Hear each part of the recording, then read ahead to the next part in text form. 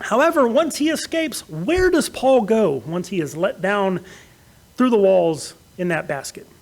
Because here in Acts chapter 9, it says the disciples took him by night, let him down through the wall in a large basket. And then verse 26, and when Saul had come to Jerusalem, so it seems to indicate that after he escaped the plot to kill him at Damascus, he went straight to Jerusalem.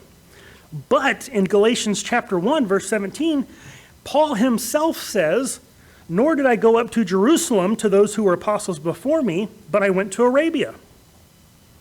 So which one is it? Did he go to Jerusalem or did he go to Arabia? Of course, we have to recognize that the wording in Acts chapter 9, written by Luke, does not give us a specific timeline and spread of time of events. It just says he escaped the plot in Damascus and when he went to Jerusalem.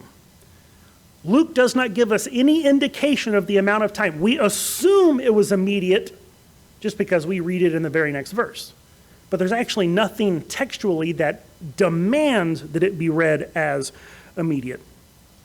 So where is this time in Arabia? Where do we find that in Acts chapter 9?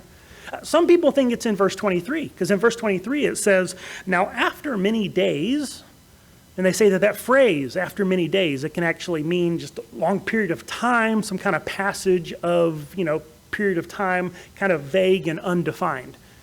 However, I don't think, it could be that the Greek in there can get used that way. Most commonly, though, the word day, just like in English, means a day.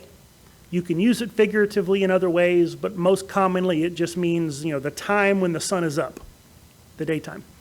Where I think it is right here between verses 25 and 26. He escapes Damascus, and then he goes to Jerusalem. We already know that it's a common thing in ancient writing for them to just leave out chunks because they have certain things they're getting at, and they don't specifically, the way we would prefer them here in 21st century, to say, and he also went out to Damascus. But 3 years later, he went to, they didn't have to include that.